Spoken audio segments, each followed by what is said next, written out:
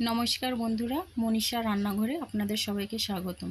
আজকে আমি রান্না করব কাতলা মাছের টক ঝাল। প্রথমে আমি মাছগুলোকে কেটে ধুয়ে নিয়েছি। এরপরে আমি লবণ দিয়ে দিব পরিমাণ মতো হলুদ। লবণ হলুদ দিয়ে আমি মাছগুলোকে ভালো করে মাখিয়ে নেব। কাতলা মাছের টক ঝাল রেসিপি খেতে কিন্তু খুব ভালো লাগে।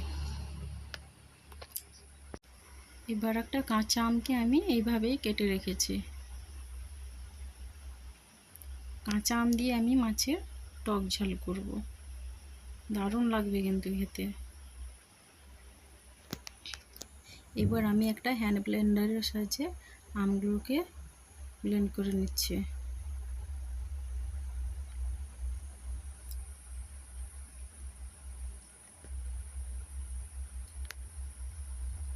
আপনারা চাইলে এইভাবে ফালি করেও আমগুলোকে টক করতে পারেন। আমার কিন্তু আমগুলো ব্লেন্ড করা হয়ে গেছে।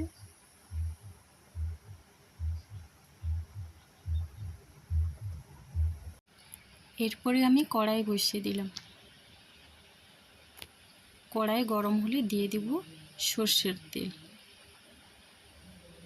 তেলটাকে আমি ভালোভাবে গরম করে নেব।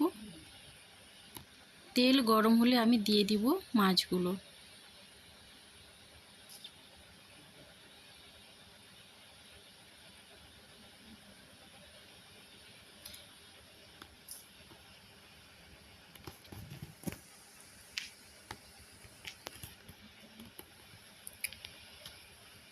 মাছগুলো একটা সাইড ভাজা হতে থাক, ততক্ষণে করে নেব মশলা।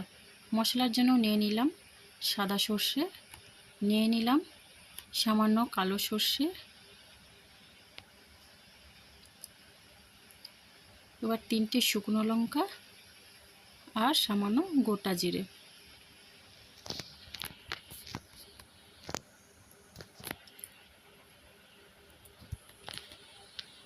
দিয়ে দিব সামান্য জল।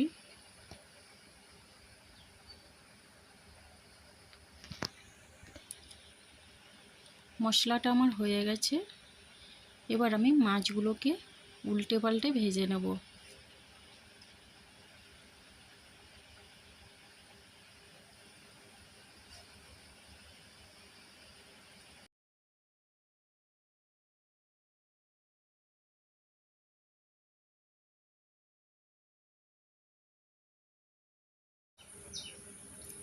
মাছগুলো আমার ভাজা হয়ে গেছে। এবার আমি মাছগুলো তুলে নেব।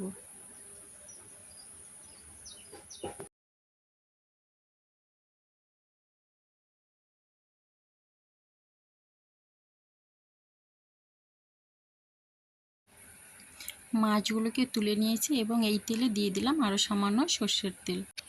এবার দিয়ে দিলাম শুকনো লঙ্কা, দিয়ে দিলাম 5 ফোড়ন আর চেরা কাঁচা লঙ্কা।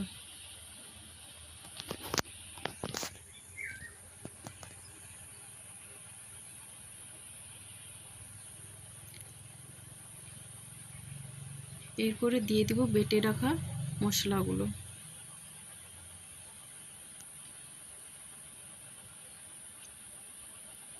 কিছুক্ষণ নাড়াচাড়া করব।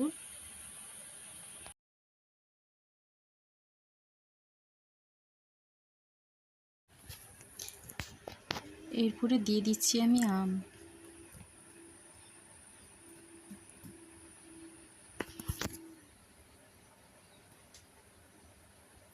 আম দিয়ে ভালো করে নাড়াচাড়া করে দিয়ে দিচ্ছি হলুদ।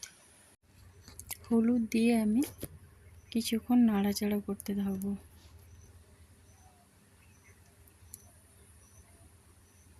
এরপরে দিয়ে দেব মশলা ধুয়ে রাখা জল।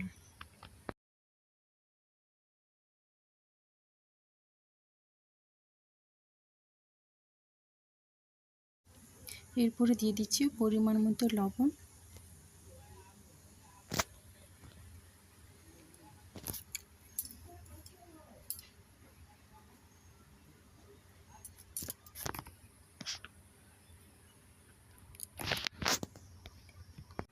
দিয়ে দিয়েছি অল্প জল।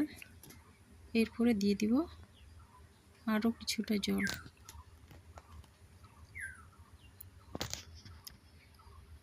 এরপরে তরকারিটা ফুটে উঠলেই মাছগুলো দিয়ে আমি ঢাকা দিয়ে দেব। 5 মিনিটের জন্য আমি ঢাকা দিয়েছিলাম। 5 মিনিটের পরে আমি ফিরে এলাম।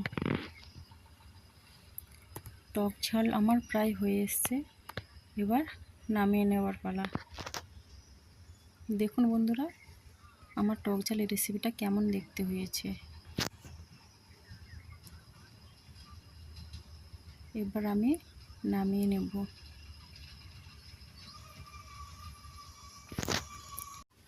এই প্রচণ্ড গরমে টক ঝাল রেসিপিটা পাতে পড়লেই জমে যাবে। আজকের দুপুরের খাবারটা খুব সুন্দর লাগে এটা খেতে। আমগুলোকে যদি আপনারা এইভাবে ব্লেন্ডারের সাহায্যে ব্লেন্ড করে দেন তাহলে খুব ভালো লাগবে খেতে। অবশ্যই এটাতে সর্ষে দিতে হবে।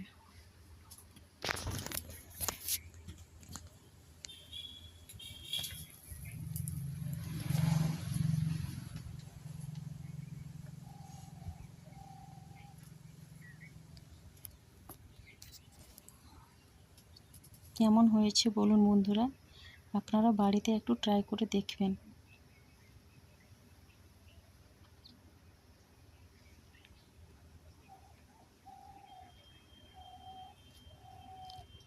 আমার একেবারে রেডি হয়েছে কাতলা মাছের টক ঝালের রেসিপি।